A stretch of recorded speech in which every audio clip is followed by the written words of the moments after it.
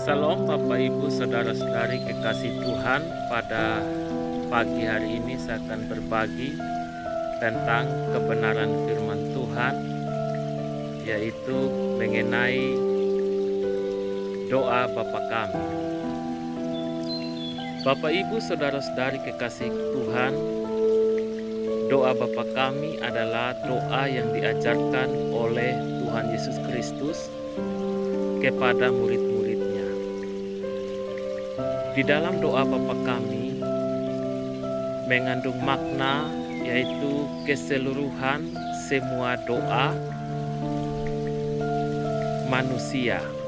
Semua sudah terkandung di dalam doa Bapa kami. Pentingnya doa Bapa kami, yang pertama, doa ini diajarkan langsung oleh Tuhan Yesus Kristus kepada murid-muridnya dan juga kepada kita. Yang kedua, doa Bapa kami merupakan rangkuman dari semua doa-doa yang dinaikkan.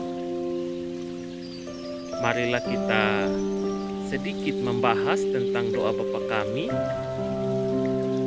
yaitu kita bahas kata per kata atau perkop ini kata per kata. Contohnya, Bapa kami yang di sorga.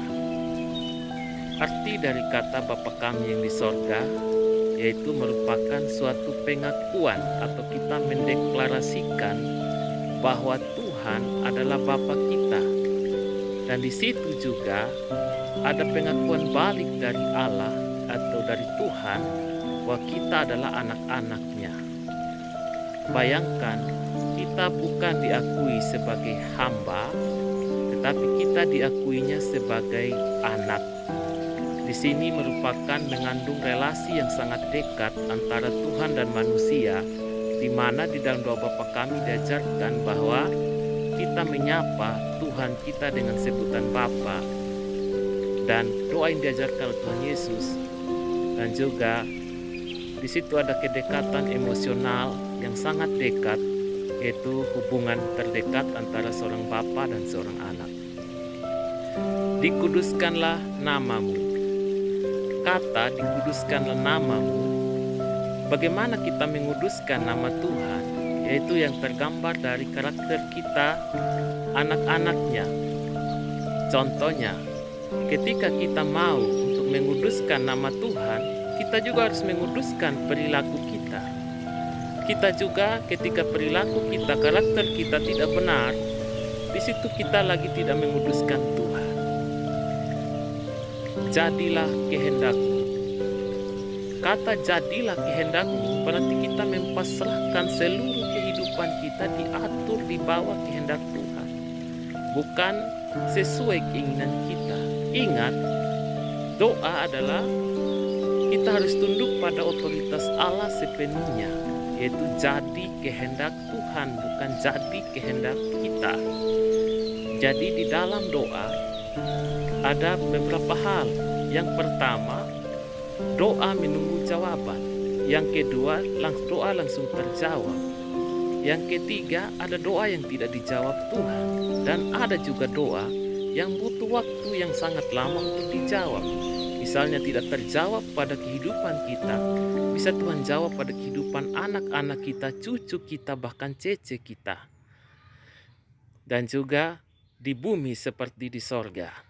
Di sini merupakan bagaimana kita membuat suasana yang baru, yaitu suasana sorga di dalam kehidupan kita hari lepas hari. Bagaimana kita dapat membawa suasana sorga bagi sesama kita. Suasana sorga yaitu suasana yang penuh dengan sukacita. Jadi, mari kita kembali lagi itu. Bapa kami yang di sorga, dikuduskan namamu, jadilah kehendakmu di bumi seperti di sorga. Berikanlah kepada kami makanan kami yang secukupnya. Ya, di dalam kehidupan kita terkadang kita meminta kelimpahan dan sebagainya. Tidak salah. Tetapi marilah kita lewat doa Bapa kami, karena doa Bapa kami mengajarkan kita tentang kesederhanaan hidup. di mana yang diminta pada waktu itu adalah makanan yang secukupnya. Jadi artinya mengajarkan manusia untuk tidak serakah, tetapi melainkan secukupnya, seperlunya.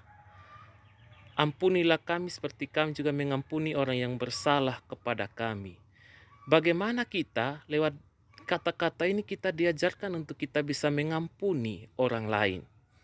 Ampunilah kami seperti kami juga mengampuni orang bersalah kepada kami. Bayangkan saudara-saudara, kalau kita tidak pernah mengampuni sesama kita, bagaimana kita juga diampuni? Jadi secara ringkasnya, kalau kita tidak pernah mengampuni dosa orang lain, Tuhan juga tidak mengampuni dosa kita. Lewat itu kita diajarkan bagaimana pentingnya melepaskan pengampunan. Dan juga janganlah membawa kami ke dalam pencobaan, tetapi lepaskanlah kami daripada yang jahat. Di dalam kehidupan ini terkadang kita menghadapi berbagai banyak pencobaan demi pencobaan. Tapi terkadang pencobaan itu tidak datang dalam hidup kita. Kita yang mencari pencobaan itu sendiri. Contohnya, orang ingin kaya. Kadang orang tidak mau mengikuti proses yang ada. Dia hanya mau cara yang instan. Sehingga cara-cara instan itu tidak baik bagi kehidupan kita. Marilah kita sebagai anak-anak Tuhan, kita tidak mencari jalan yang instan, tetapi kita harus berproses di dalam kehidupan kita.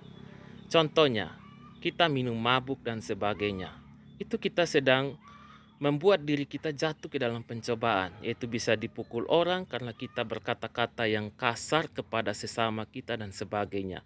Dan di dalam kata-kata itu sendiri kita tidak menjaga lagi karena kondisi kita lagi dikontrol oleh namanya alkohol.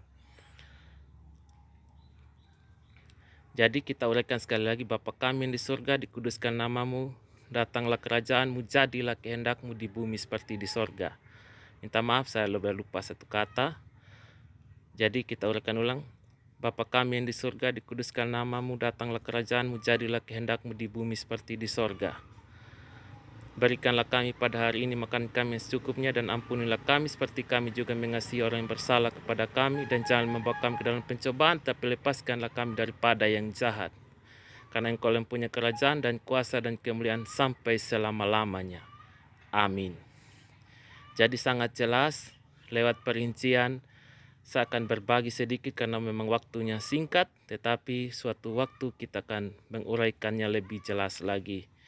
Oleh karena itu, manfaatkanlah ilmu yang ada, yang singkat ini dengan baik, dan kembalilah kita mencintai Tuhan lewat kita membaca kebenaran firman Tuhan hari lepas hari.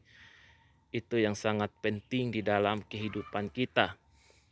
Ketika kita rajin membaca kebenaran firman Tuhan dan kita rajin berbagi tentang kebenaran firman Tuhan dan melakukan kehendak Tuhan hari lepas hari, itu sangat-sangat luar biasa di dalam kehidupan kita. Karena kita harus tunduk pada otoritas Tuhan. Kita bukan ikut kita punya kehendak, karena kalau kita berdoa untuk ikut kehendak kita akan tersesat. Kita akan salah melangkah dan sebagainya. Tetapi marilah kita tunduk pada otoritas Allah sepenuhnya, karena Tuhan merancangkan hal-hal yang luar biasa dalam kehidupan kita, yang kita tidak bisa jangkau lewat pikiran kita, lewat apapun, karena keterbatasan kita sebagai manusia. Tetapi kalau kita izinkan kehendak Tuhan yang terjadi dalam kehidupan kita, Tuhan akan memberikan yang terbaik yang tidak bisa kita bayangkan, yang tidak bisa kita jangkau dengan akal pengetahuan kita. Oleh karena itu, lakukanlah kehendak Tuhan dalam kehidupan kita hari lepas hari, dan jadilah pelaku firman, bukan hanya sekedar tahu tentang firman, tetapi jadilah pelaku firman dalam kehidupan kita hari lepas hari. Sekian dan terima kasih. Salam. Tuhan Yesus memberkati kita semua yang mendengarkan channel ini. Terima kasih banyak. Sekian dan terima kasih. Shalom.